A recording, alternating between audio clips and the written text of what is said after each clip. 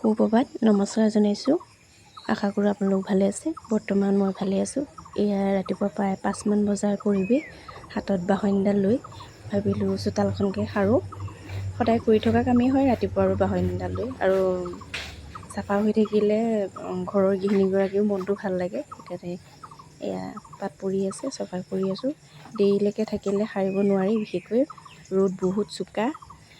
ৰ'দ মানে এতিয়াই বহুত গৰম লাগিছে, আৰু শোৱাৰ পৰা উঠি আহি মানে বাঢ়নীডাল হাতত লওঁতেই গৰমত যে নাসাৰিমেই মানে এনেকুৱা লাগিছে।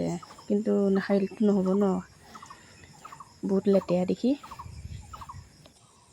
এয়া ৰাতিপুৱা গা পা ধুলোঁ। ৰাতিপুৱা খাদ্যৰ কাৰণে যোগাৰ কৰিছোঁ। কচুলতি আনি থৈছিলোঁ আৰু ঢেকীয়া। এয়া কচুলতি দেখিছেনে? দেখোঁতে কিবা যে সাপ যে এনেকুৱা লাগে দেখি থাকিলে।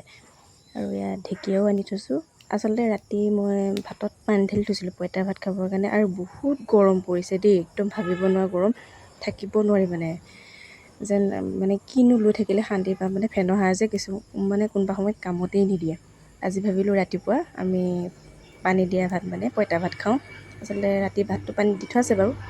এয়া মই ঢেকীয়া, ঘৰৰে বাৰী ঢেকীয়া বুটলি থৈছিলোঁ, আৰু কচুলতি, আৰু বহুতকেইটা বস্তু হ'লে আচলতে পানী ঢলা ভাতটো খাই ভাল পাওঁ মই। গৰমত এইটো খালে স্বাস্থ্যৰ কাৰণেও বহুত ভাল, দেহাটো শাত পৰি থাকে। সেইকাৰণে বোলো আজি ভাবিলোঁ আমি পানী ঢলা ভাত খাওঁ। সেইকাৰণে এয়া বস্তুখিনি যা যোগাৰ কৰি ল'বলৈ লৈছোঁ। ঢেকীয়াকেইডাল গুচাই লৈছোঁ, আৰু কচুলতিও বনাম লাহেকৈ। সকলোখিনি যোগাৰ কৰি লৈ এতিয়া বনাম। আৰু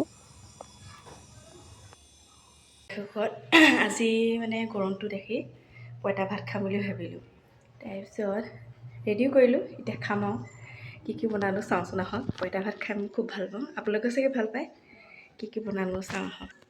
এয়া পঁইতা ভাত আমাৰ 3টা।